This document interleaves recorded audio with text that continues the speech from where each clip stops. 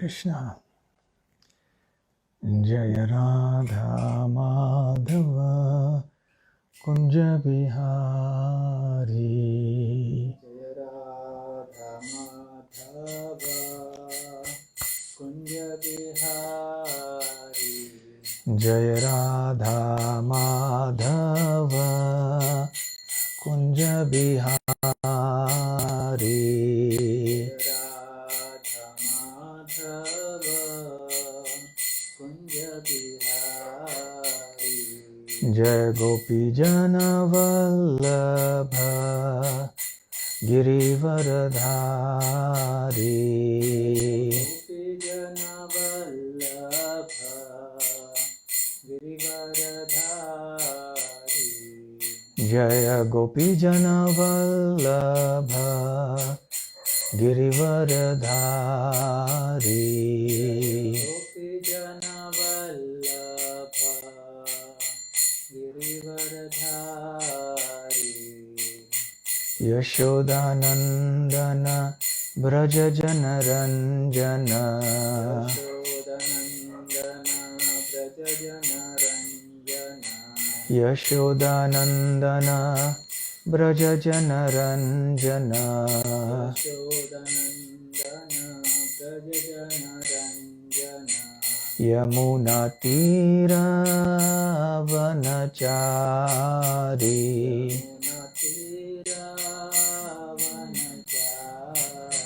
यमुना तीरावनचारी।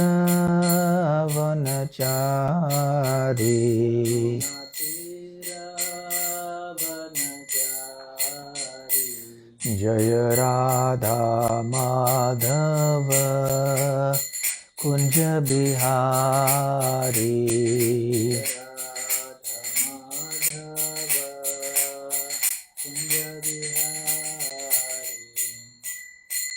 जय ओम विष्णुपाद परमहंस परिव्राजकाचार्य अष्टोत्र सत। His Divine Grace अभय चरण अरविंद भक्ति वेदांत स्वामी श्रील प्रभुपाद की जय। अनंत कोटि वैष्णव वृंद की जय। श्री श्री नरसिंहदेव भगवान की जय। श्री नरसिंह जयंती महामहोत्सव की जय। श्री श्री राधा गोकुलानंद की जय। श्री श्री जगन्नाथ बलदेव सुभद्रा मई की जय। श्री श्री गौर निताय की जय। श्रील प्रभुपाद की जय। निताय गौर प्रेमानंदे। समवेत भक्त वृंद की जय। समवेत भक्त वृंद की जय। समवेत भक्त वृंद की जय। श्री श्री गुरु गौरांग की जय।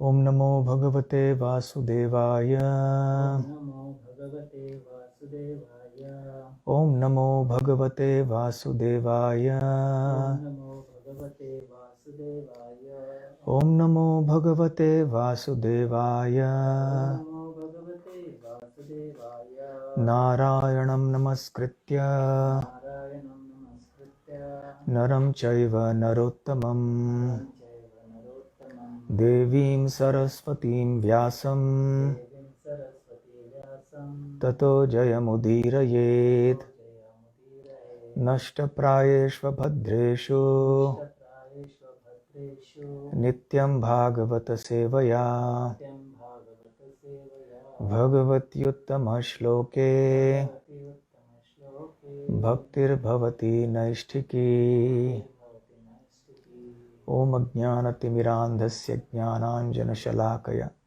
चक्षुरुन्मीलितं येन तस्मै श्रीगुरवे नमः। श्रीचैतन्यमनोभीष्टं स्थापितं येन भूतले स्वयं रूपकदा मह्यं ददाति स्वपदान्तिकं।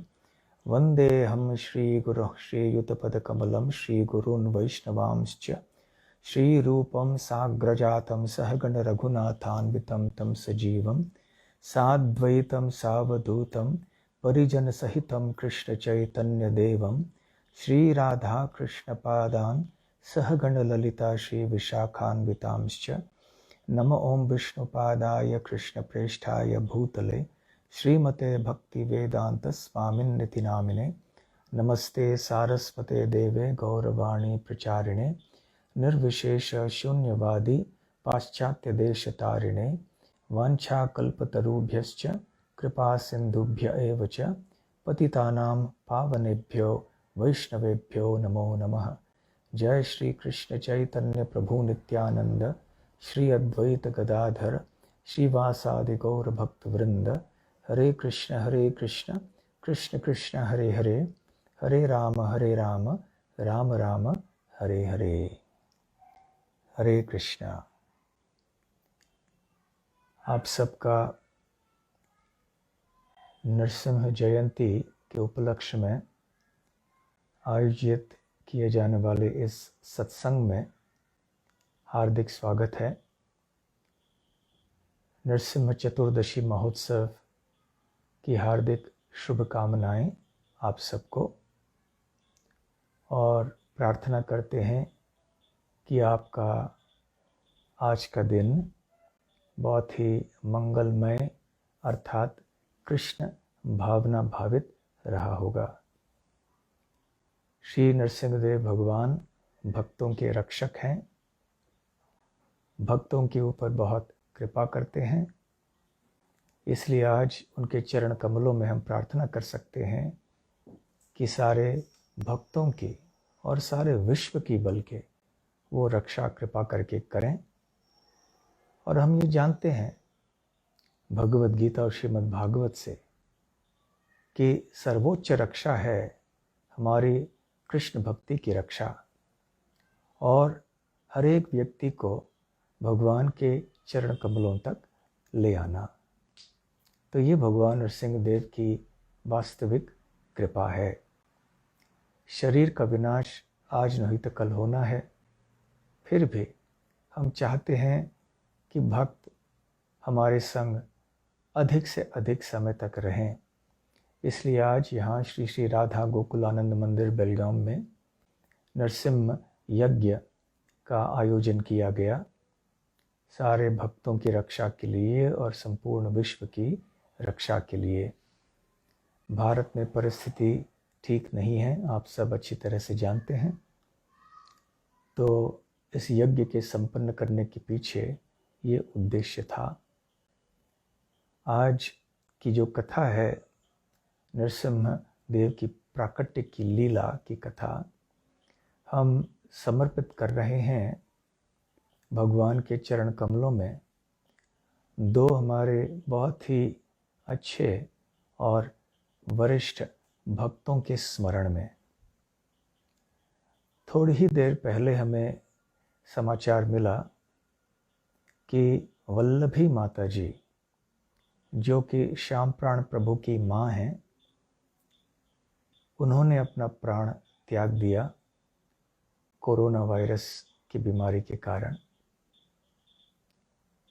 और 30 अप्रैल को सुरेश्वरी माता जी, जो सुरेंद्रजीत प्रभु की धर्मपत्नी हैं और सखी गौरांगी माता जी की माँ थी, उन्होंने अपना प्राण त्याग दिया था। उनके लिए हम श्रद्धांजलि नहीं कर पाए, तो आज का जो कार्यक्रम उनकी स्मृति में भी है। तो वल्लभी माता जी और सुरेश्वरी माता जी, इन दोनों की गति भगवान श्री श्री राधा गोकुलानंद के चरण कमलों में रहे, और भगवान उनकी सुरक्षा सदैव करें, उनको अपनी सेवा में सदैव रखें, ये हमारी प्रार्थना।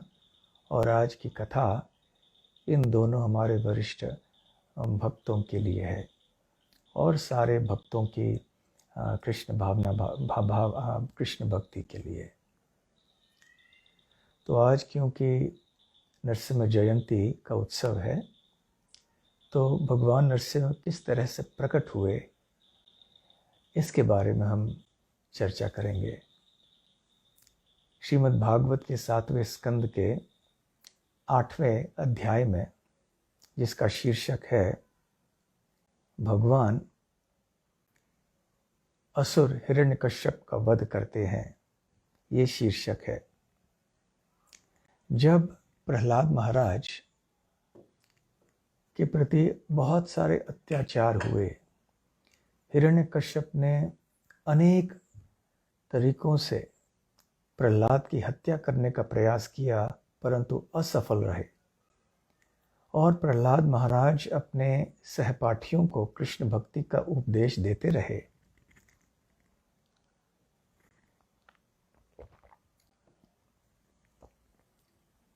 और उनके सहपाठी भक्ति की ओर आकर्षित होते गए।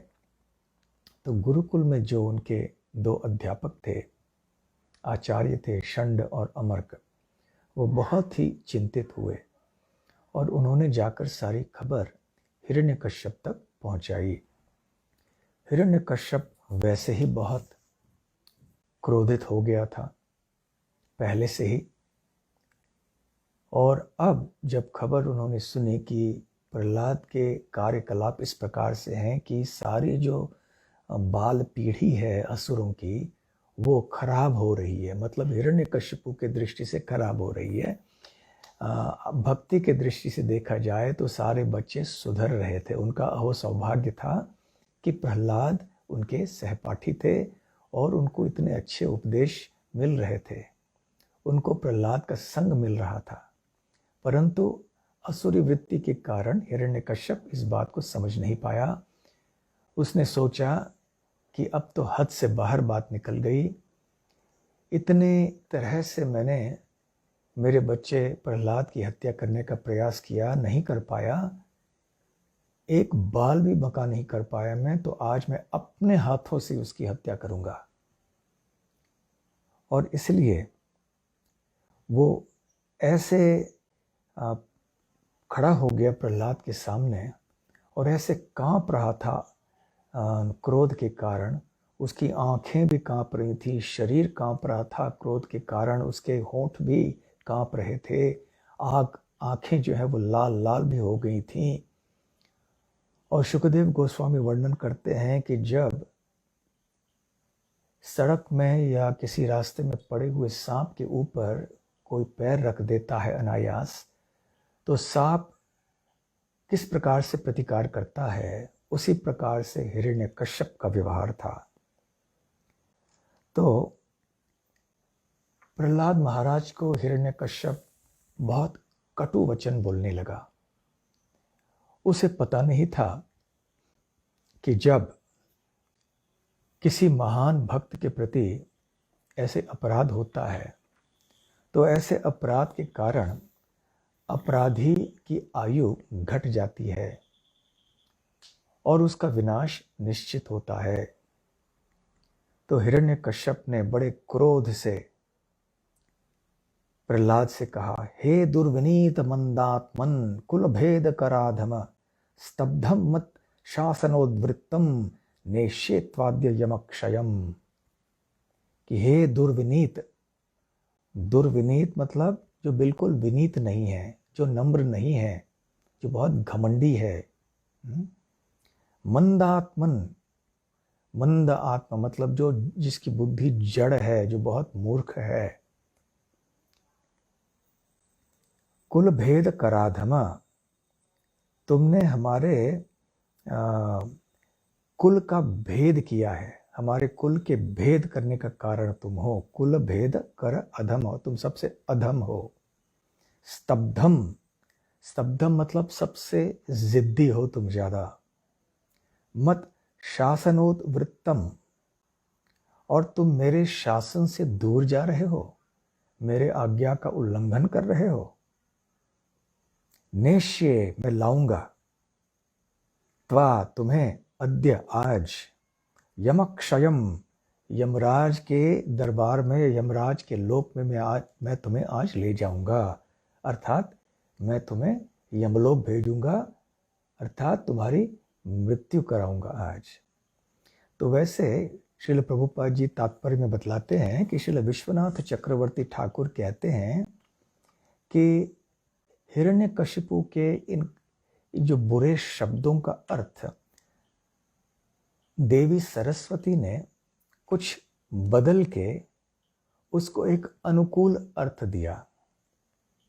जैसे कि दुर्विनीत, हिरण्यकश्यप कहना चाहता था कि वास्तव में प्रहलाद बिल्कुल विनीत नहीं है, परंतु विश्वनाथ चक्रवर्ती ठाकुर कहते हैं कि सरस्वती देवी की दृष्टि से इसका अर्थ कुछ अलग है।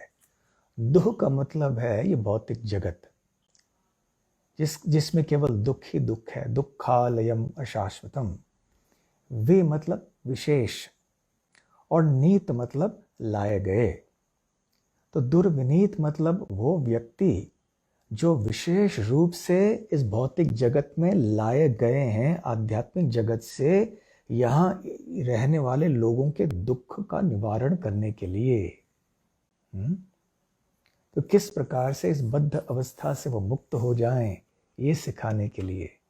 तो देखिए कैसे शब्दों का अर्थ बदल के कोई विपरीत अर्थ भी दिया जा सकता है। तो यद्यपि हिरण्यकश्यप के कहने का तात्पर्य ये था, या उद्देश्य ये था कि ये बहुत ही घमंडी हैं, परंतु विश्वनाथ चक्रवर्ती ठाकुर एक दूसरा ही अर्थ देते हैं। दूसरा, मंदात्मन। हिरण्यकश्यप कहना चाहता था कि बड़े मूर्ख हैं प्रहलाद महाराज, परंतु विश्वनाथ चक्रवर्ती ठाकुर बताते हैं कि वास्तव में इसका अर्थ है कि जो मंद लोग हैं, अर्थात जिनको आध्यात्मिक रुचि बिल्कुल नहीं है, उनके उद्धार के लिए प्रहलाद महाराज एक उपयुक्त मार्गदर्शक हैं या गुरु हैं। फिर कुलभेद कराधम। कुलभेद कराधम का अर्थ तो हिरण्यकश्यप कहते का मतलब ये था कि इसने हमारे कुल का भेद कर दिया है, नष्ट कर दिया हमारे कुल को। परंतु विश्वनाथ चक्रवर्ती ठाकुर बताते हैं कि इसका अर्थ ये है कि उन्होंने जो बड़े बड़े कुल हैं, जो कि बड़े बड़े राजा महाराजाओं ने स्थापित किए होंगे, उनको भी उन्होंने तुच्छ साबित कर दिए। और स्तब्धम। स्तब्धम कहने का तात्पर्य हिरण्यकश्यप का था कि प्रहलाद बहुत ही जिद्दी है, परंतु विश्वनाथ चक्रवर्ती ठाकुर कहते हैं कि यहाँ स्तब्धम का अर्थ ये है कि जब किसी भक्त को असुर उपदेश देता है तो भक्त उन उपदेशों की परवाह नहीं करता, वो चुप रहता है। वो केवल कृष्ण भगवान के और कृष्ण के भक्तों के उपदेश को गंभीरता से स्वीकार करता है, अन्य किसी के उपदेशों को नहीं। और जहाँ तक यमक्षयम की बात है, तो उद्देश्य कहने का हिरण्यकश्यप का ये था कि मैं तुम्हें यमलोक में ले जाऊंगा, तुम्हें मार डालूंगा। परंतु विश्वनाथ चक्रवर्ती ठाकुर कहते हैं कि यम का क्षय करना प्रहलाद करेंगे, मतलब कि जो यमराज क्या काम करते हैं, लोगों को जन्म मृत्यु के चक्र में अटका के रखते हैं। तो यम के कार्यों को दबा देना, अर्थात प्रहलाद हिरण्यकश्यप के जन्म मृत्यु के चक्र को तोड़ देने वाले हैं। इस प्रकार से बहुत ही सुंदरता से विश्वनाथ चक्रवर्ती ठाकुर हिरण्यकश्यप के कटु वचनों को एक बहुत मीठा अर्थ देते हैं। और फिर आगे हिरण्यकश्यप कहते हैं कि देखो हे मूढ़, जब मैं क्रोधित होता हूँ तो यहाँ तक कि जितने भी बड़े बड़े जो ग्रहों के अधिष्ठाता देव होते हैं वो भी कांपने लगते हैं। और तुम कैसे इतने साहसी हो गए, तुम्हें ये कैसे इतनी शक्ति मिली कि तुम मेरे आज्ञा का उल्लंघन करो। शासनम किम बलो त्यागः अत्यागः, तुमने मेरे शासन को पार कैसे किया, का उल्लंघन कैसे किया। वैसे हिरण्यकश्यप ये नहीं जान पाया कि किस प्रकार से उसके 5 साल का जो बच्चा है इतना निर्भय हो सकता है हिरण्यकश्यप जैसे एक शक्तिशाली व्यक्ति के सामने।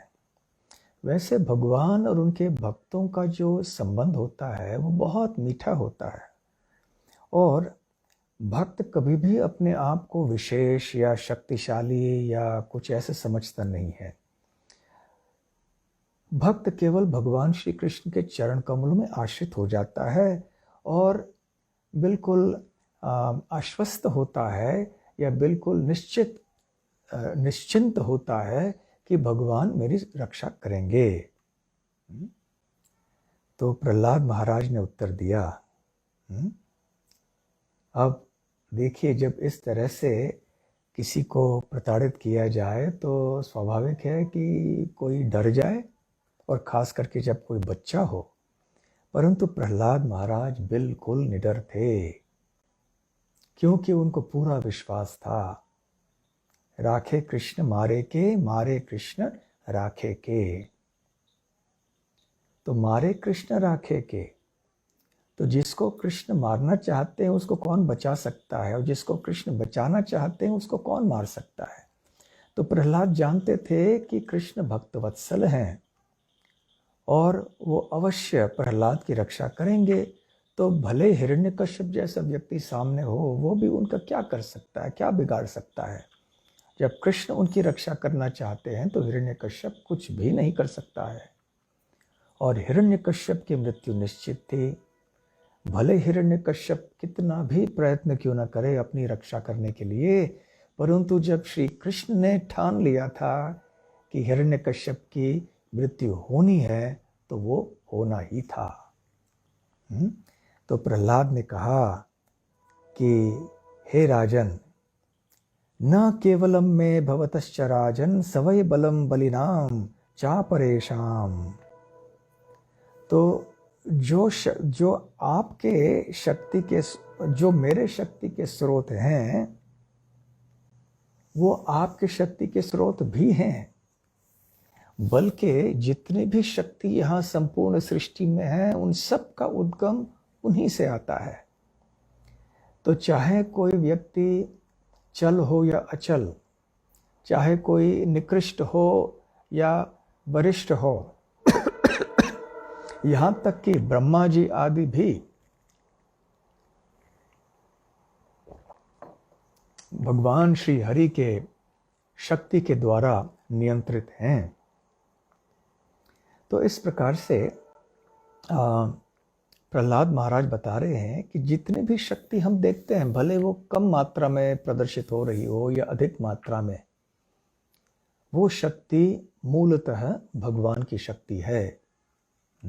बलम बलवताम चाहम, बलवान लोगों का बल मैं हूँ। तेजस तेजस्वी नाम हम, तेजस्वी लोगों का तेज मैं हूँ। पौरुषम ऋषु, तो मैं मनुष्यों की योग्यता आदि हूँ। तो इस तरह से प्रहलाद महाराज ने एक बहुत महत्वपूर्ण दार्शनिक तत्व, सैद्धांतिक तत्व जो है वो हिरण्यकश्यप को समझाया। तो वही परम सत्य श्री हरि, जो कि परम नियंता हैं और जो कि काल स्वयं काल हैं, जो कि इंद्रियों के स्वामी हैं, जो कि मन, शरीर और इंद्रियों के प्राण हैं, उनका प्रभाव असीमित है, हे पिताजी। इसलिए वो अपने ही शक्ति से इस सृष्टि का सृजन करते हैं, पालन करते हैं और विनाश भी करते हैं। इसलिए हे पिताजी, अपने असुरी वृत्ति को आप त्याग दीजिए और शत्रु और मित्र, इन दो वर्गों में भेद करना बंद कीजिए। आपके मन को समभाव रखिए। हमारे अनियंत्रित मन के अतिरिक्त और कोई शत्रु हमारा इस जगत में नहीं है। जब हम ऐसे समभाव से, समदृष्टि से बर्ताव करते हैं, दुनिया को देखते हैं, तब वास्तव में हम भगवान श्री हरि की उपासना कर पाएंगे सही तरह से। वैसे चिरकाल से देखा गया है कि आपकी तरह बहुत बड़े बड़े मूर्ख रहे हैं, प्रहलाद अपने पिताजी से कहते हैं, जिन्होंने अपने षड रिपु, ये जो 6 इंद्रियां हैं, इनका दमन नहीं किया था। ये षड रिपु जो हैं, ये हमारे शरीर के ऐश्वर्य धन को लूट लेते हैं। और ये मूर्ख बहुत अभिमानी हो गए, ये सोचकर कि सारे दिशाओं में जितने भी मेरे शत्रु हैं उन पर मैंने विजय प्राप्त कर लिया है। परंतु जिस व्यक्ति ने अपने अंदर के जो षड रिपु हैं उनके ऊपर विजय यदि प्राप्त किया हो और सबके प्रति, सारे प्राणियों के प्रति समदृष्टि समभाव रखता है, उसके लिए कोई शत्रु नहीं है। ये शत्रु नाम का जो के व्यक्ति, शत्रु शब्द जो है ये केवल एक काल्पनिक चीज है जो ऐसे व्यक्तियों के मन में है जिनकी इंद्रियां वश में नहीं है। तो वैसे भी हिरण्यकश्यप बहुत क्रोधित हो गया था, चिढ़ गया था, अभी और भी ज्यादा चिढ़ गया जब प्रहलाद की ऐसे बातें सुनी। तो हिरण्यकश्यप ने उत्तर दिया कि हे मूढ़, तुम सोच रहे हो कि इंद्रियों को वश करने के मामले में तुम मुझसे ज्यादा आगे बढ़े हुए हो। तुम कह रहे हो कि तुम मुझसे श्रेष्ठ हो इंद्रियों के दमन में के क्षेत्र में। तुम्हारी बुद्धि बहुत ज्यादा हो गई है, बहुत ज्यादा बुद्धिमान बनने का प्रयास कर रहे हो तुम। इसलिए मैं जान रहा हूं कि तुम मेरे हाथों मरना चाहते हो, क्योंकि इस तरह का बकवास केवल वही लोग करते हैं जो मरना चाहते हैं। हे दुर्भाग्यशाली प्रहलाद, तुमने हमेशा किसी एक ऐसे व्यक्ति का वर्णन किया है जो मुझसे श्रेष्ठ है और जो परम है, हर एक व्यक्ति के और हर एक वस्तु के परे है, जो कि हर एक चीज के नियंता हैं और जो सर्वव्यापी हैं। परंतु वो कहाँ हैं?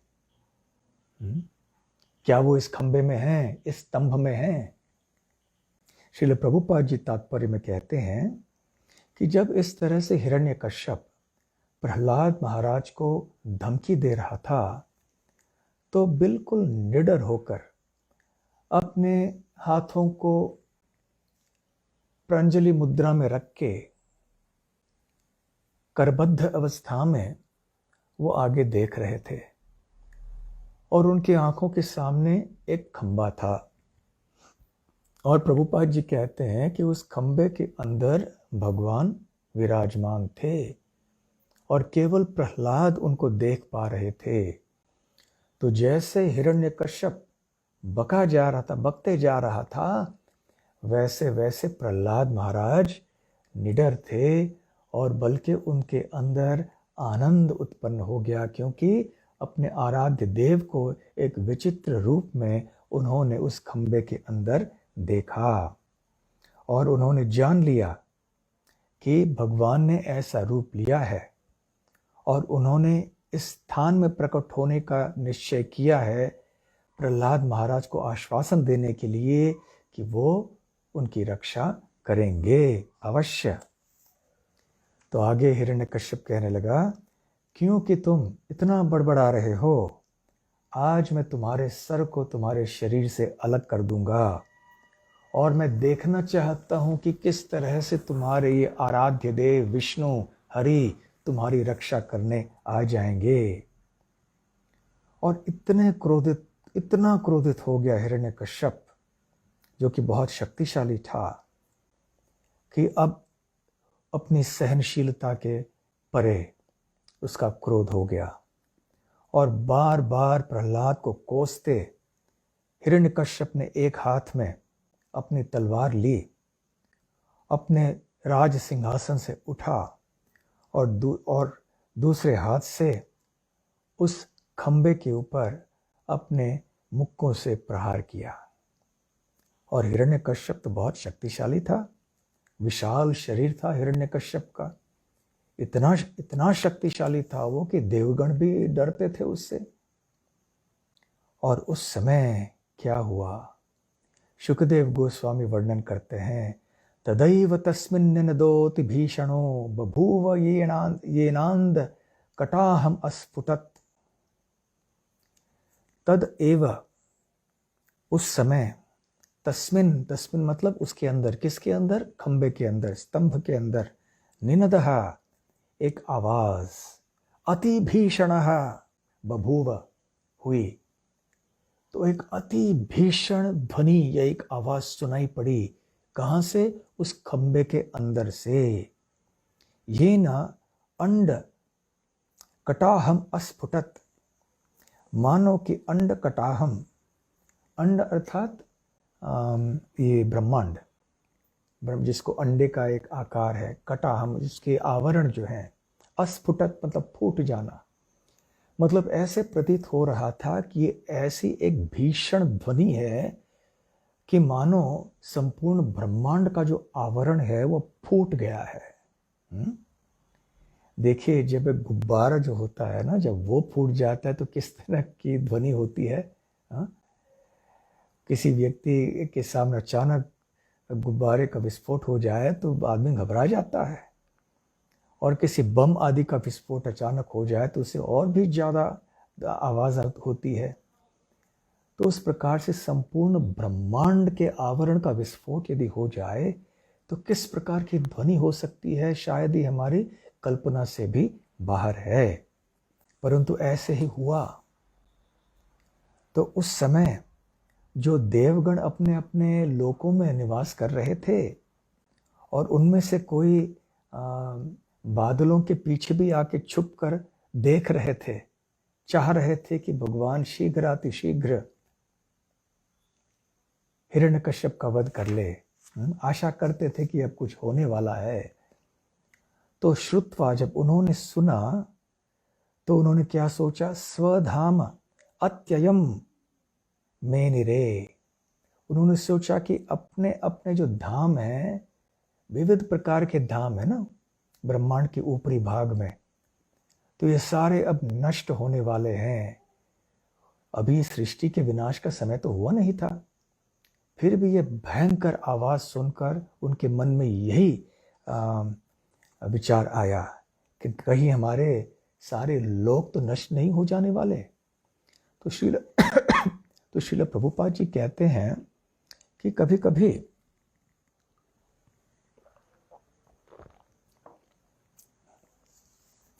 जब बादल गरजते हैं तो गरजने की आवाज से जब हम घर के अंदर बैठे हुए होते हैं, अचानक ये मन में एक विचार भी आ सकता है कि अरे हमारा घर नष्ट न हो जाए। तो ठीक उसी प्रकार से ब्रह्मा जी, इंद्रदेव, चंद्र आदि सारे लोग सोच रहे थे क्या हमारे लोक ही नष्ट हो रहे हैं। तो शुकदेव गोस्वामी आगे कहते हैं, सविक्रमन पुत्र वधेशपुर ओजसा निशम्य निर्ह्रादम अपूर्वन अद्भुतम। सविक्रमन,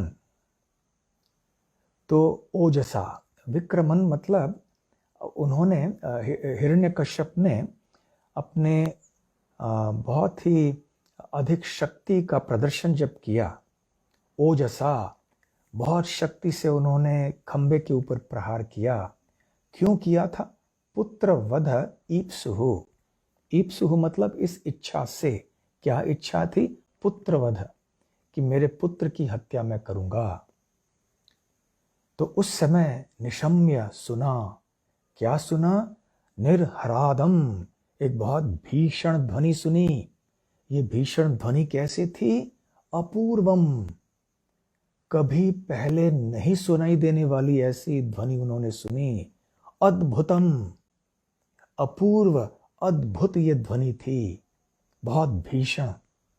अंतः सभायाम न ददर्श तत्पदम, और जो अंदर जो सारे उस राजमहल के अंदर जो असुरों के बड़े बड़े नेता थे, न ददर्श तत्पदम, उन्होंने वो नहीं देख पाए तत्पदम। तत्पदम अर्थात कि इस ध्वनि का उद्गम कहाँ से हो रहा है, ये ध्वनि कहाँ से आ रही है।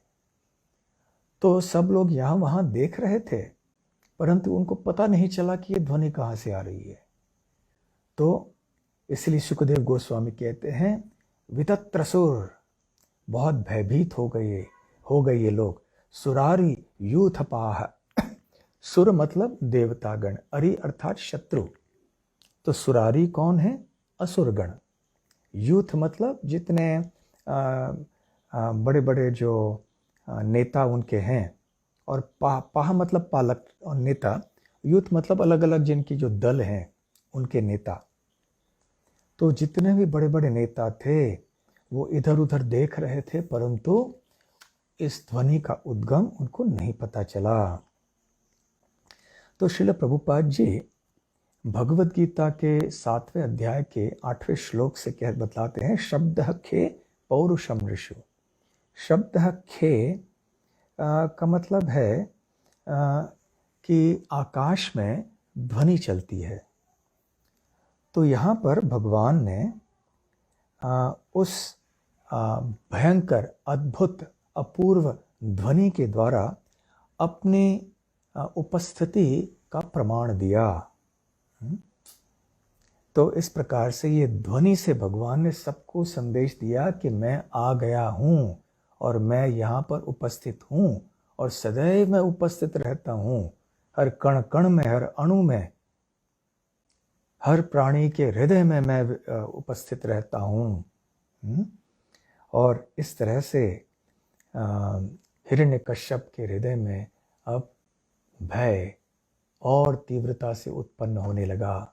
श्रील प्रभुपाद जी कहते हैं कि कोई भी व्यक्ति जितना भी शक्तिशाली हो, जब बादल गरजते हैं, बादलों के गड़गड़ाने की आवाज़ सुनाई पड़ती है तो वो घबरा जाता है। उसी तरह से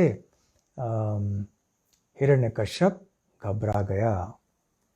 और अगले श्लोक में शुकदेव गोस्वामी बहुत ही सुंदर तरीके से विस्तार करते हैं कि किस प्रकार से भगवान नरसिंहदेव का प्राकट्य हुआ और क्यों हुआ, कैसे हुआ, क्यों हुआ। सत्यम विधातुम निज भृत्य भाषितम व्याप्तिम च भूतेष्वखिलेषु चात्मनः। सत्यम विधातुम, विधातुम मतलब साबित करने के लिए, सत्य साबित करने के लिए। किस चीज की सत्यता को स्थापित करना था, साबित करना था भगवान को। निज भृत्य भाषितम, निज भृत्य, भृत्य मतलब सेवक, भक्त, भाषितम मतलब उनके वचन। तो अपने भक्त के वचन की सत्यता को साबित करने के लिए, तो कौन से थे ये वचन उनके भक्त प्रहलाद के। व्याप्तिम मतलब फैले हुए हैं, विस्तृत हैं। च भूतेषु अखिलेषु च आत्मनः, कि भगवान प्रत्येक अणु में विराजमान हैं, प्रत्येक प्राणी के हृदय में विराजमान हैं, प्रत्येक वस्तु में उपस्थित हैं। भगवान सर्वव्यापी हैं। तो प्रहलाद को जब हिरण्यकश्यप ने पूछा था कि तुम्हारे ये भगवान विष्णु, ये हरि कहाँ पर रहते हैं, कहाँ हैं, तो प्रहलाद ने उस समय बताया था कि भगवान सब जगह उपस्थित हैं। हमें याद रखना है कि सब जगह उपस्थित होने का मतलब ये नहीं है कि भगवान का कोई रूप नहीं है, भगवान का कोई आकार नहीं है, कि वो निराकार निर्गुण आदि हैं, सर्वव्यापी एक ज्योति या प्रकाश के समान हैं, ऐसे नहीं है। जैसे भगवद गीता में भी भगवान श्री कृष्ण कहते हैं कि गोलोक वृंदावन में होते हुए भी वो यहाँ पर सर्वव्यापी है दो प्रकार से। एक तो निराकार ब्रह्म के रूप में और दूसरी परमात्मा के रूप में, हर एक प्राणी के और अणु के अंदर। तो व्याप्तिम च भूतेष्वखिलेषु चात्मनः। तो प्रहलाद महाराज की इस वाणी को, इस बात को सत्य ठहराने के लिए क्या हुआ, अदृश्यता देखा गया। क्या देखा गया, स्तंभे सभायाम, उस सभा के अंदर, स्तंभे मतलब स्तंभ या उस खंबे के अंदर से उद्वहन लिया। उस भगवान हरि ने क्या लिया रूप, अद्भुत, अति अद्भुत रूपम उद्वहन। वही भगवान हरि ने एक अति अद्भुत रूप धारण किया। और ये कैसा था, न मृगम न मानुषम, न ये जानवर का रूप था और न मनुष्य का रूप था। इस तरह से भगवान नरसिंहदेव प्रकट हुए। श्री नरसिंहदेव भगवान की जय। तो प्रभुपाद जी का ये बहुत ही सुंदर तात्पर्य है। अभी अभी मैंने ये बताया कि भगवान नरसिंहदेव अपने भक्त प्रहलाद महाराज के वचनों को सत्य ठहराने के लिए इस खंबे के अंदर से प्रकट हुए, परंतु निज भृत्य भाषितम, इसका और एक भी अर्थ हो सकता है, और वो ये है कि भगवद गीता में भगवान श्री कृष्ण कहते हैं, कौन्तेय प्रतिजानीहि न मे भक्तः प्रणश्यति। तो स्वयं भगवान श्री कृष्ण ने कहा था अर्जुन से कि हे अर्जुन, तुम घोषणा करो कि मेरे भक्त का विनाश कभी नहीं होता है, क्योंकि वो जानते थे कि उनके वचनों से अधिक लोग उनके भक्तों के वचनों में ज़्यादा विश्वास करेंगे, क्योंकि कभी कभी भगवान अपने वचनों को बदल देते हैं, तोड़ देते हैं, जैसे कि कुरुक्षेत्र के युद्ध में उन्होंने किया। उन्होंने वचन लिया था कि मैं अस्त्र उठाऊंगा नहीं, परंतु उन्होंने रथ के चक्र को उठाया और भीष्म की ओर आके आक्रमणात्मक भाव से आगे बढ़ रहे थे। तो अर्जुन से वो कहलवाना चाहते थे कि मेरे भक्त की का विनाश कभी नहीं होगा। महाभारत में भी द्रौपदी ने ऐसे ही कहा था, इसी श्लोक को दोहराया था। तो इस तरह से अर्जुन द्रौपदी जैसे भक्तों की वाणी को भी उन्होंने सत्य ठहराया, अपने वाणी को भी सत्य ठहराया। परंतु एक तीसरी बात जो प्रभुपाद जी यहाँ कह रहे हैं कि ब्रह्मा जी ने एक वचन दिया था। किसको? हिरण्यकश्यप को। क्या वचन था? हिरण्यकश्यप ने पहले तो वचन मांगा था, वरदान मांगा था ब्रह्मा जी से कि मैं अमर होना चाहता हूँ। तो ब्रह्मा जी ने कहा यह तो संभव नहीं है, मैं ऐसा वरदान नहीं दे सकता, क्योंकि मैं स्वयं अमर नहीं हूँ। तो फिर हिरण्यकश्यप ने सोचा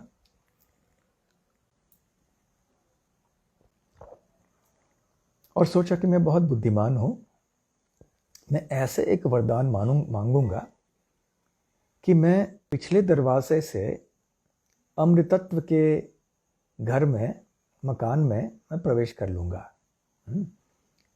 तो ऐसे उसने वर मांगे कि मेरी मृत्यु हो तो दिन में नहीं, रात में नहीं, पशु से नहीं, मनुष्य से नहीं, गंधर्व से नहीं, यक्ष से नहीं, देव से नहीं, किसी अस्त्र से नहीं, हाथ से नहीं, ऊपर नहीं, नीचे नहीं, आसमान में नहीं, ज़मीन पे नहीं। तो कितने सारे ऐसे वरदान मांग लिए और हर बार भगवान श्री ब्रह्मा जी कह रहे थे तथास्तु। तो इसलिए ये गलत फहमी हो गई हिरण्यकश्यप को कि अब मैं अमर हो गया। परंतु हिरण्यकश्यप को थोड़ी पता था कि भगवान की शक्ति अचिंत्य है। तो अभी भगवान चाहते थे कि मैं जब प्रकट होऊंगा तो इस तरह से मुझे प्रकट होना है और इस ऐसे एक रूप को धारण करना है और इस तरह से हिरण्यकश्यप का वध करना है कि ब्रह्मा जी का मान भी मैं रखूं। आखिर ब्रह्मा जी भी मेरे भक्त हैं और बहुत ही ऊंचे पद पे हैं, सृष्टि करता है, मैंने ही तो उन्हें नियुक्त किया है, तो मेरे भक्त का मान मुझे रखना चाहिए। तो प्रहलाद भगवान नरसिंहदेव का ये विचित्र रूप स्वीकार करना और इस विचित्र ढंग से प्रकट होना, इसके पीछे ये 3 कारण हैं। तो उधर जब प्रकट हुए बाहर भगवान नरसिंहदेव उस खंबे के अंदर से, ससत्वमेवं एनम परितो विपश्यन् स्तंभस्य मध्यात् अनुनिर्जिहानाम। तो परितो विपश्यन्, तो हिरण्यकश्यप इधर उधर देख रहा था, ढूंढने के लिए कौन से प्राणी के माध्यम से ये आवाज आ रही है। स्तंभस्य मध्यात् अनुनिर्जिहानाम, मतलब इसके अंदर से बाहर आई है ये ध्वनि। तो ये कहाँ है, ये प्राणी कौन है, ये कौन है? न अयम मृगः न अपि नरः विचित्रम नायम मृगो नापि नरो विचित्रम। तो ये जो प्राणी मैं देख रहा हूं, ये न तो मनुष्य है और न ही ये कोई पशु है। अहो किम एतत् नृमृगेंद्र रूपम। और फिर अपने मन ही मन सोचने लगा, ये कौन है ये प्राणी जिसका न तो मनुष्य रूप है और न पशु का रूप है। इस तात्पर्य में श्रील प्रभुपाद जी समझाते हैं कि जो असुरी वृत्ति के लोग होते हैं वो भगवान के असीमित शक्ति की गणना करने में असमर्थ रहते हैं सदैव। वो नहीं जानते हैं कि वेदों में बताया गया है परास्य शक्तिर विविधैव श्रूयते स्वाभाविकी ज्ञान बल क्रियाचा, कि भगवान श्री हरि श्री कृष्ण केवल अपने इच्छा करने मात्र से हर चीज को कर सकते हैं। न उनकी कोई शक्ति की सीमा है, न उनकी कोई बुद्धि की सीमा है, न ज्ञान की सीमा है। जो भी चाहे भगवान कर सकते हैं। अब एक असुर के लिए अवश्य ऐसा एक विचित्र रूप, आधे मनुष्य का आधा नर का और पशु का, ये अद्भुत हो सकता है, परंतु भगवान के लिए तो कुछ नहीं है ये। इसलिए तो भगवान सर्वशक्तिमान है। ये है तात्पर्य अचिंत्य शक्ति शब्द का। परम भावम अजानन्तः अवजानन्ति माम मूढ़ा मानुषीम तनुम आश्रितम परम भावम अजानन्तो मम भूत महेश्वरम। तो भगवान श्री कृष्ण भगवद गीता में कहते हैं कि जो मूढ़ होते हैं, असुरी वृत्ति के लोग होते हैं, वो मुझे एक साधारण मनुष्य समझते हैं। ये नहीं समझते हैं कि मैं सर्वलोक महेश्वर हूँ, सारे लोगों के, सारे लोगों के और सारे लोकों के का स्वामी मैं हूं। तो भगवान जो चाहे वो कर सकते हैं, जैसे चाहे वो कर सकते हैं, जब चाहे वो कर सकते हैं, जिसके साथ चाहे वो कर सकते हैं। भगवान जो चाहे वो कर सकते हैं। ये है भगवान का तात्पर्य। अर्थात भगवान होने का फिर अर्थ क्या है? यदि भगवान से अधिक कोई शक्तिशाली है, कोई और अधिक समर्थ है भगवान से, फिर वो भगवान नहीं रहेंगे। तो जब हिरण्यकश्यप ने ऐसे वरदान मांगा था ब्रह्मा जी से, अपने सपने में भी हिरण्यकश्यप ने नहीं सोचा था कि ऐसे भी कोई प्राणी, भगवान ऐसा भी रूप धारण करके आ सकते हैं। शेर, हिरण्यकश्यप शेर तो भगवान सवा शेर। तो कभी भी हम भगवान को हरा नहीं सकते, शारीरिक दृष्टि से भी, बौद्धिक दृष्टि से भी, किसी भी दृष्टि से। यदि हम सोचे कि हम बहुत चालाक हैं और भगवान की आंखों के सामने हम आंखों में धूल डाल देंगे, तो ये संभव नहीं है।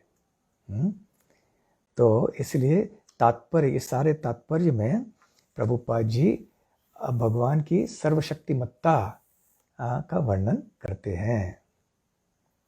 तो अब हिरण्यकश्यप इस भयंकर रूप को, अद्भुत रूप को देखने लगा। नृसिंह रूपस्तत् अलम भयानकम। अलम मतलब असाधारणता से भयानक, मतलब कोई साधारण भयानक नहीं था, ये असाधारण तरह से भयानक था।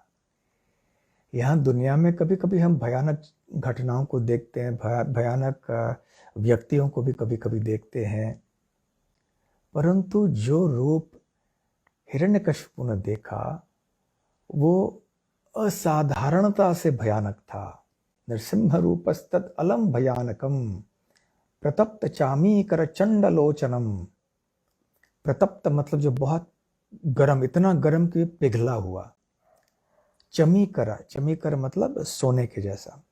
तो पिघले हुए सोने की तरह, मतलब उसकी जो क्रोधित आंखें हैं वो पिघले हुए सोने के समान थी। चंड मतलब बहुत भयानक, लोचनम आंखें उसकी। और यहाँ पर विस्तार में शुकदेव गोस्वामी भगवान नरसिंह देव के रूप का वर्णन करते हैं।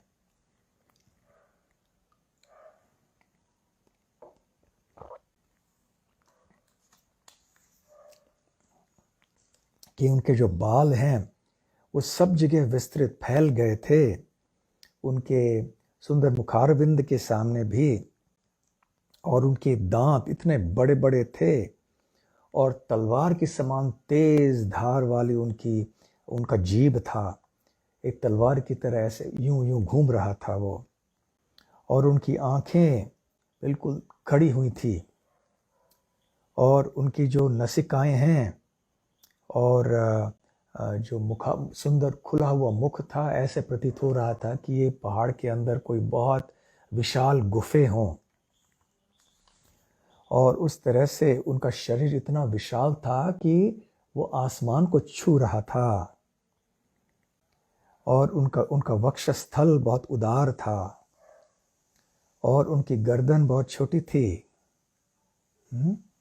और उनकी कमर भी चौड़ाई में कम थी, और उनके शरीर के ऊपर जो बाल थे वो चांद की किरणों के समान सफ़ेद थे।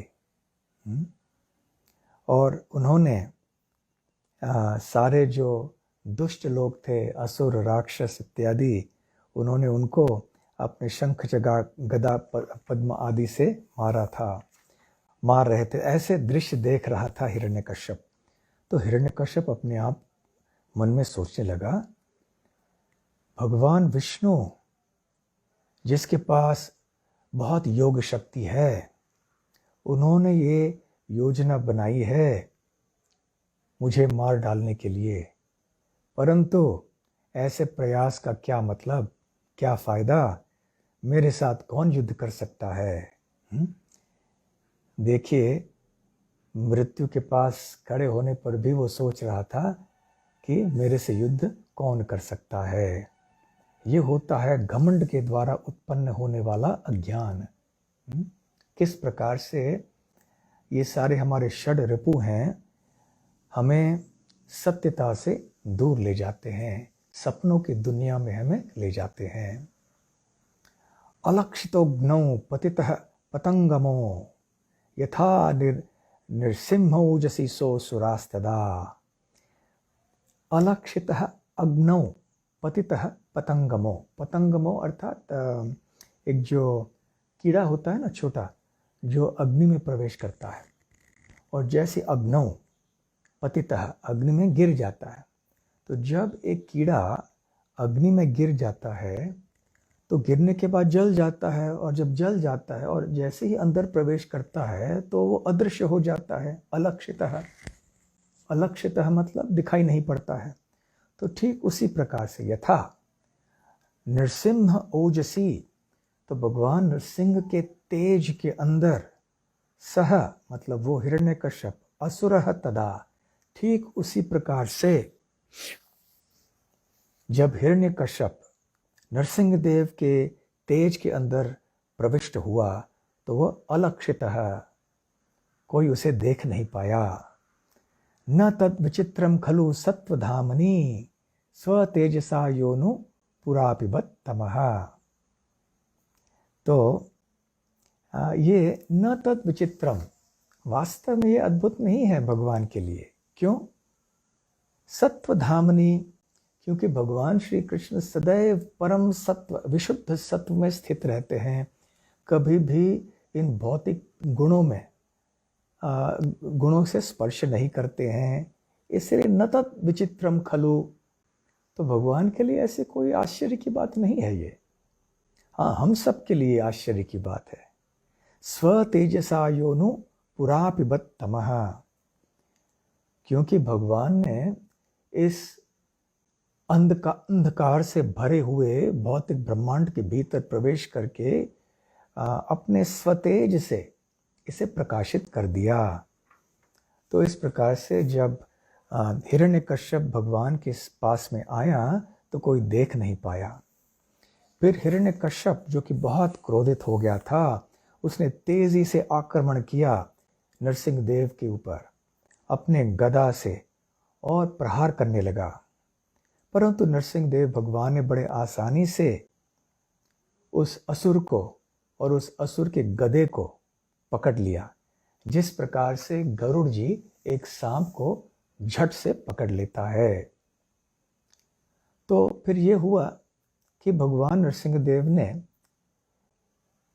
हिरण्यकश्यप को अपने कर कमलों से, अपने मुट्ठी से छूटने का एक अवसर दिया जानबूझकर। सुखदेव गोस्वामी कहते हैं कि जैसे गरुड़ जी कभी कभी एक सांप के साथ खेलते हैं, कभी पकड़ लेते हैं, कभी छोड़ देते हैं, फिर से पकड़ लेते हैं, ठीक उसी प्रकार से भगवान नरसिंह देव ने भी हिरण्यकश्यप को पकड़ा और फिर छोड़ दिया। उधर जो देवतागण थे, जो बादलों के पीछे छुपकर ये देख रहे थे, जो बहुत ही ज़्यादा चिंतित थे, वो अभी और भी चिंतित हो गए कि अरे कहीं ऐसा ना हो कि हिरण्यकश्यप छूट जाए भगवान के कर कमलों से। और हिरण्यकश्यप तो जान गया है कि हम कितनी आतुरता से और प्रसन्नता से राह देख रहे हैं हिरण्यकश्यप के वध के लिए, और यदि अब हिरण्यकश्यप का वध न हो पाया तो फिर वो बदला लेगा हमसे। तो इसलिए बहुत चिंतित हो गए सारे देवगण। और जब हिरण्यकश्यप मुक्त हो गया भगवान नरसिंह देव के मुट्ठी से, तो माया के प्रभाव में तो था ही वो, तो सोचने लगा कि देखो ये श्री विष्णु जो हैं, ये मेरे शक्ति से घबरा गए हैं और अपनी शक्ति से मैंने उनकी मुट्ठी से छुटकारा प्राप्त कर लिया है। तो एक दो क्षण वहाँ आराम करके पुनः अपने कवच और अपने तलवार को उठाया और बलपूर्वक आक्रमण किया। और उस समय भगवान नरसिंह देव, जो बहुत शक्तिशाली हैं और तेजस्वी हैं, उन्होंने अट्टहासम खरम उत्स्वन उल्बणम, उन्होंने ऐसे जोर से हंसना प्रारंभ किया। और वो आवाज़ कैसी थी? खरम मतलब बहुत ऊंची आवाज़, ऊंचे स्वर की आवाज़ थी। ऊंचे स्वर में उत्स्वन उल्बणम, जो बहुत ही भयानक थी ये ध्वनि। ये ऐसे जो अट्टहास है वो नरसिंह देव ने करना शुरू किया और उन्होंने पुनः युद्ध करना शुरू कर दिया। हिरण्यकश्यप ने अपने कवच और अपने तलवार के बीच में कोई जगह नहीं छोड़ी थी। जैसे योद्धा होते हैं, निपुण योद्धा होते हैं ना, वो कोई किसी तलवार अस्त्र को बीच में से आने के लिए जगह नहीं देते, तीर आती है तो उसको रोक देते हैं। तो इस प्रकार से बड़े निपुणता से हिरण्यकश्यप लड़ रहा था। अब निपुणता का अर्थ ये हो सकता है मूल्यवान, जब वो अन्य इस ब्रह्मांड के भीतर के जो रहने वाले प्राणी हैं उनके प्रति युद्ध हो तो, परंतु भगवान के सामने ऐसी निपुणता का क्या मतलब, क्या कीमत है। तो एक शेन पक्षी शेन वेग से, शेन की खूबी ये है कि बहुत तेज गति से ये उड़ सकता है, बहुत विशाल पक्षी है शेन और तेज गति से उड़ता है।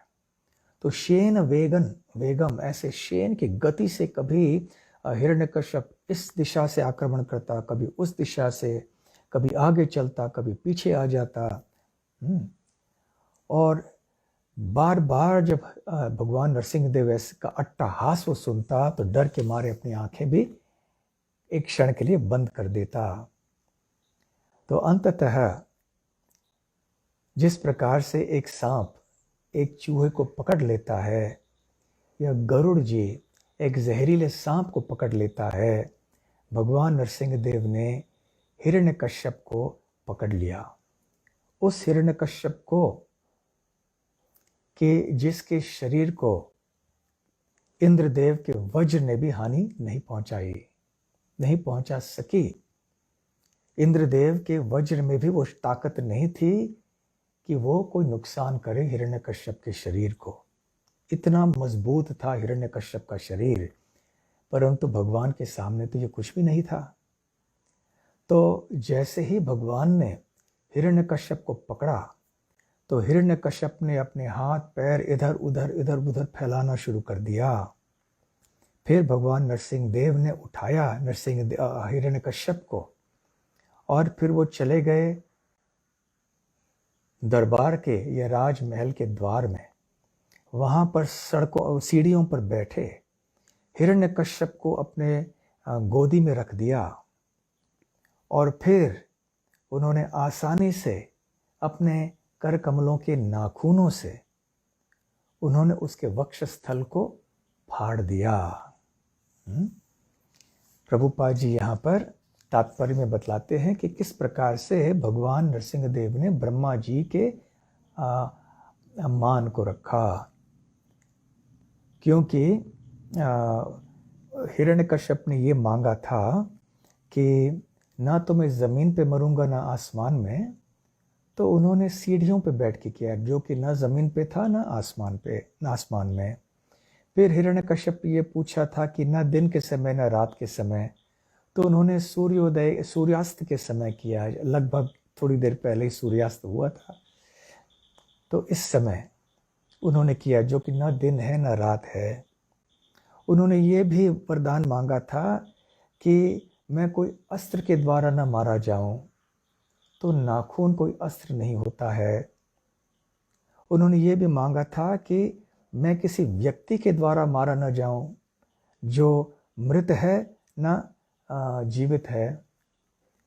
तो अब भगवान तो कोई साधारण व्यक्ति नहीं, वो तो भगवान है। और नाखून जो होते हैं वो एक साथ मृत भी माने जाते हैं, जीवित भी माने जाते हैं। तो इस प्रकार से और कितने सारे शर्त थे ब्रह्मा जी के, उन सब को भगवान नरसिंह देव ने रखे। और भगवान नरसिंह देव के मुख पे और उनके बालों में हिरण्यकश्यप के शरीर से खून सब दिख रहा था। उनकी आंखें लाल लाल क्रोध से भरी हुई थीं। उनके मुखारविंद का दर्शन करना बहुत ही कठिन था, भयानक मुख था उनका। और अपने जीभ से वो अपने मुख के अग्रभाग को, सामने के भाग को चाट रहे थे। और फिर उन्होंने क्या किया, उन्होंने जो हिरण्यकश्यप के वक्षस्थल को फाड़ा था, अंदर से अथड़ियाँ ली और उसके एक माला बनाकर अपने गले में पहन ली। और सुखदेव गोस्वामी कहते हैं, ऐसे प्रतीत हो रहा था मानो कि एक शेर ने किसी हाथी की हत्या की है। तो प्रभुपाद जी यहाँ तात्पर्य में कहते हैं कि भगवान नरसिंह देव बहुत सुंदर लग रहे थे। अभी हम सोचेंगे भाई ऐसे ये कौन सा सुंदर रूप है। जब कोई व्यक्ति बहुत युद्ध कर रहा होता है और उसके शरीर के ऊपर खून वगैरह लगा हुआ होता है, उसके बाल बिखरे हुए होते हैं, और तो ऐसे अवस्था में, और ख़ास करके कब किसी के गर्दन में अथड़ियों की माला है, तो भला सुंदर कैसे देख सकते हैं ये। परंतु हमें ये देखना है कि ये तो भगवान है, ये कोई साधारण व्यक्ति नहीं है। तो वास्तव में इन अथड़ियों की माला के कारण भगवान श्री कृष्ण, भगवान नरसिंह देव और ज़्यादा सुंदर लग रहे थे। और यहाँ पर एक कहने योग्य बात ये है कि भगवान, जैसे कि हमने पहले के श्लोक में सुना था, सदैव विशुद्ध सत्व स्तर में स्थित होते हैं, तो इसलिए सत्व रजस तमस के वो सदैव परे हैं। सत्वधामानि, सत्वधाम। तो भगवान न तो सत्व गुण में होते हैं, न रजोगुण में होते हैं, न तमोगुण में होते हैं। जैसे अध्ययन करना, ये एक सात्विक कार्य होता है। तो जब श्री कृष्ण और श्री बलराम अवंतीपुर गए थे और वो अध्ययन कर रहे थे सांदीपनि मुनि के आश्रम में, तो ऐसे प्रतीत हो सकता है कि श्री कृष्ण और श्री बलराम सत्व गुण में थे, परंतु नहीं, वो सत्व के भी परे सदैव रहते हैं। उसी तरह से जब श्री कृष्ण रासलीला कर रहे थे, तो ऐसे जो कार्य हैं, कोई व्यक्ति जब अन्य स्त्रियों के साथ रमण करता है, तो ये एक राजसिक कार्य होता है संसार में। तो ऐसे कोई आरोप लगाते हैं लोग कि भगवान श्री कृष्ण ऐसे राजसिक कार्य कर रहे हैं, परंतु भगवान तो रजगुण के भी परे हैं, तो उनकी लीलाएं राजसिक नहीं हैं, वो दिव्य हैं। ठीक उसी प्रकार से किसी व्यक्ति की हत्या करना, उसके वक्षस्थल को फाड़ डालना और उसके पेट के अंदर से उसकी अथड़ियाँ निकालकर फूलों की माला की तरह उसको पहन लेना गले में, तो ये एक तामसिक कार्य लगता है। परंतु भगवान तमोगुण में नहीं है। ऐसे कार्य करते हुए भी वो हर परिस्थिति में दिव्य स्तर पर स्थित होते हैं। तो इस प्रकार से भगवान नरसिंह देव ने हिरण्यकश्यप की हत्या की और फिर बाद में उनके अंदर से जो ये जो हृदय था वो उनका, वो भी निकाल कर बाहर फेंक दिया और फिर हिरण्यकश्यप के शरीर को अपने गोदी से दूसरी तरफ फेंक दिया और फिर हिरण्यकश्यप के जितने सैनिक थे उनकी ओर आगे बढ़े। ये सारे सैनिक हाथों में उनके अस्त्र शस्त्र धारण किए हुए आ रहे थे और भगवान नरसिंहदेव ने आराम से अपने कर कमलों के नाखूनों से मात्र उन सब की हत्या कर दी। और उनके जो सर के ऊपर बाल थे भगवान के, वो इधर उड़ रहे थे और उड़ने के कारण साले बादल आसमान में बिखर गए, इधर उधर हो गए। और उन्होंने चांद सूर्य आदि के तेज को लूट लिया अपने आँखों के तेज के कारण। और उनके भारी सांस से सारे समुद्र आदि बहुत ही विचलित हो गए और उनके गर्जना से सारे विश्व में जितने भी हाथी थे वो भी भय से कांपने लगे। उधर जितने भी अंतरिक्ष में सारे वाहन आदि थे, विमान आदि थे, वो भी इधर उधर सब बिखर गए। और क्योंकि उनके चरण कमलों का दबाव था पृथ्वी के ऊपर, तो ऐसे प्रतीत हो रहा था कि पृथ्वी अपनी कक्षा से शायद दूर जा रही, हट रही है। और उनके चरण कमलों के दबाव से जगह जगह पृथ्वी लोक के ऊपर पहाड़ अचानक ऊपर आ गए, उत्पन्न हो गए। इस प्रकार से शुकदेव गोस्वामी वर्णन करते हैं कि भगवान नरसिंहदेव बहुत ही क्रोधित थे और ऐसे ही क्रोध में जब अब उन्होंने देखा कि अब मेरा सामना करने वाला कोई नहीं है और कोई मुझे निमंत्रण नहीं दे रहा है राज सिंहासन पर बैठने के लिए, जो केवल उन्हीं का अधिकार था, तो उन्होंने सोचा कि कोई बुला तो नहीं रहा है, लेकिन मैं अपने आप को निमंत्रित कर दूंगा। तो स्वतः वो गए और उस राज सिंहासन पर बैठे।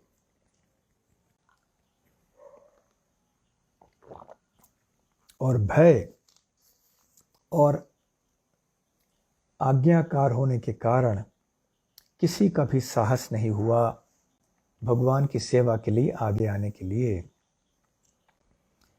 ऐसे यहाँ पर शुकदेव गोस्वामी कहते हैं कि निशाम्य लोकत्रय मस्तक ज्वरम, कि लोकत्रय तीनों लोकों के लिए हिरण्यकश्यप क्या बना था? मस्तक ज्वरम।